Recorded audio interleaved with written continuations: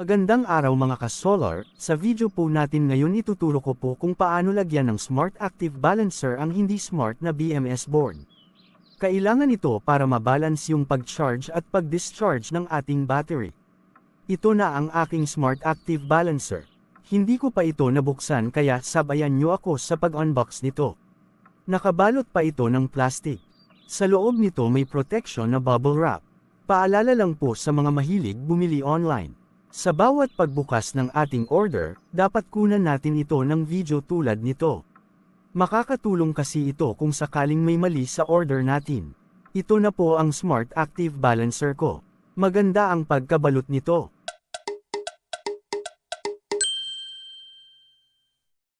Mayroon itong free dual balance wire. Papalitan ko na lang nitong dual wire yung nakakabit sa battery ko.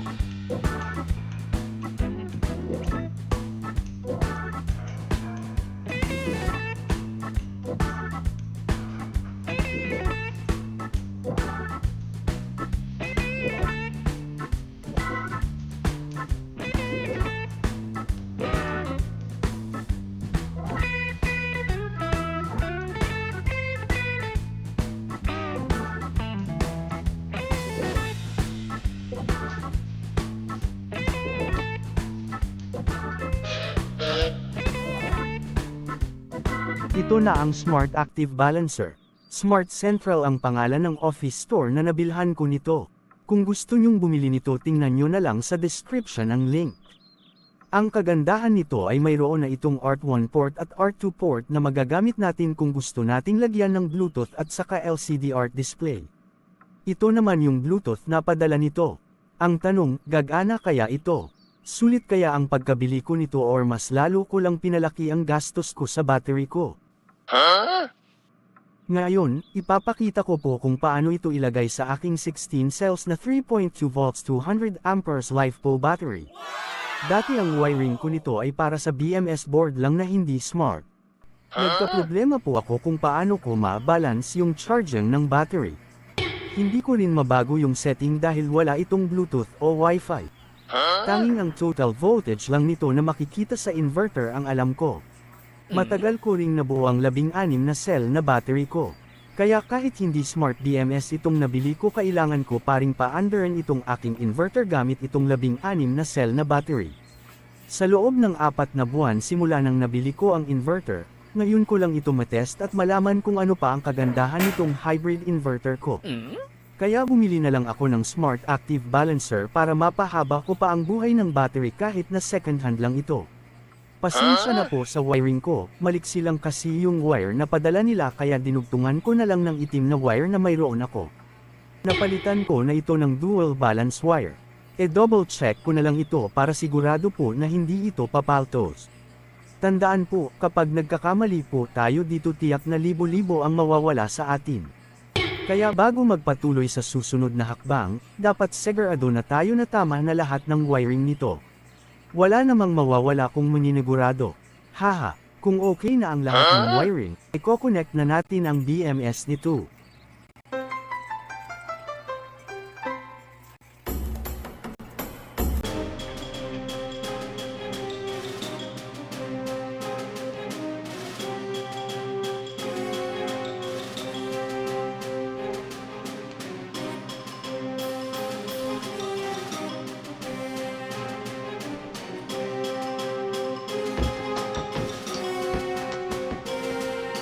Ang B-negative ng BMS ay i-connect sa B0 ng unang cell.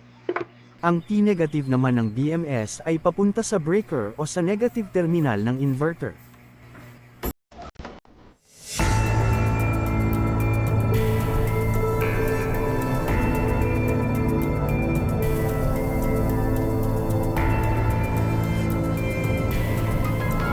Isusunod ko dito ang Smart Active Balancer. Ngayon malalaman natin kung gagana kaya ito. Paganahin ko na ang Smart Active Balancer.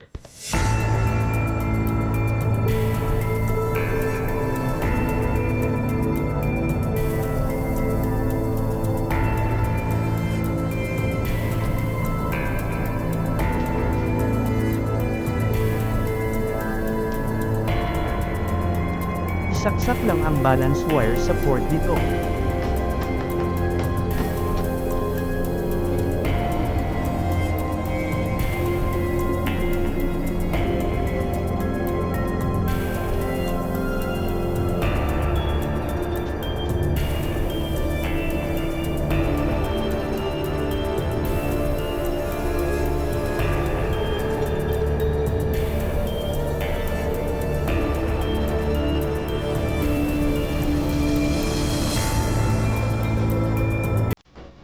Makikita natin dito na umilo na ang balancer.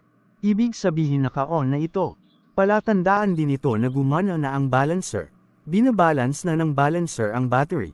Tandaan, dapat malakas ang ilaw ng LED. Kapag mahina ang ilaw nito, ibig sabihin naka-off lang ang balancer. Mangyayari lang ito kapag may cell na may pinakamababang charge or may pinakamataas na charge. Kapag umaabot na ito sa tamang charge ayon sa nakaset up sa setting nito, muli na naman itong ilaw.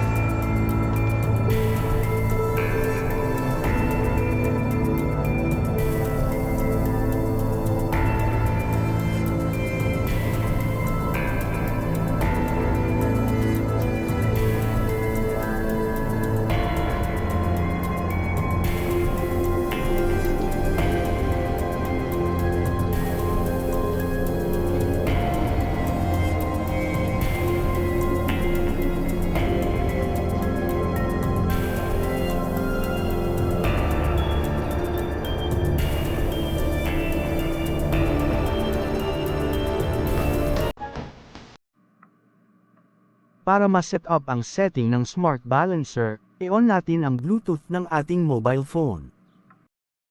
Ito yung Bluetooth ng Smart Balancer. Para mabuksan ang settings nito, kailangang mayroon ka ng Smart Balancer app na naka-installed sa phone mo. Dahil mayroon ako nito, connect ko na lang ang phone ko sa Smart Balancer gamit ang Bluetooth nito. Buksan ang Bluetooth at pindutin ang DLD 018709D0 o depende kung ano ang default name nito. Pag okay na, buksan ang Smart Balancer apps. Din ang local monitoring. Ganito ang lalabas, dahil naka-series connection po yung batteries, pindutin ang series. Makikita sa baba nito ang Bluetooth name ng ating Smart BMS, pindutin ito para mabuksan na ang settings nito. To upgrade device report data, you need to grant the access the file to read and write permission, just click determine.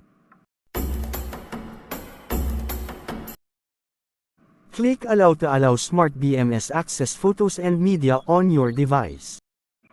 Ngayon makikita na natin dito ang battery status, ang total voltage ng ating battery.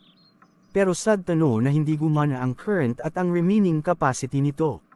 Mahalaga pa naman sana ito, pero okay lang kasi yung iba ay gumana naman. Malalaman natin dito ang maximum voltage at ang minimum voltage ng ating battery. Mayroon din itong average volts at voltage difference. Pero ang cycles nito at ang power kW ay naka-zero na. Siguro ubos na ang cycles ng battery na ito kaya ganun, hindi ko po alam, hahaha. Sa baba nito ang status information, nom of temperature, MOS temperature, at ang battery string. Sa battery strings makikita natin ang voltage ng bawat battery. Malalaman natin dito kung ilan ang voltage ng bawat isa. Ang may pinakamataas na voltage at ang may pinakamababang voltage.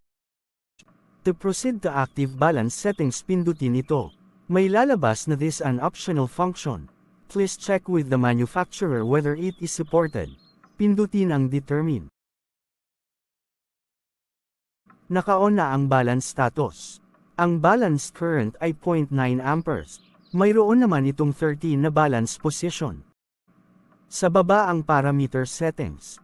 Kung gusto mong baguhin ang parameters nito, pindutin lang ang naka-gray gaya nito.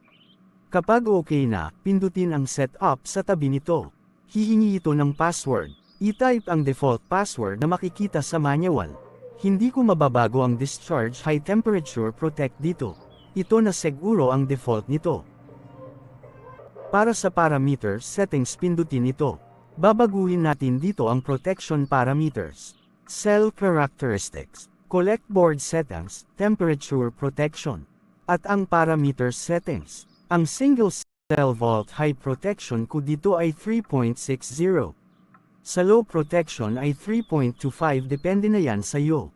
Some vault high protect ay 57.60. Some vault low protect is 52.00 volt. Differential pressure alarm is 0.01 volt.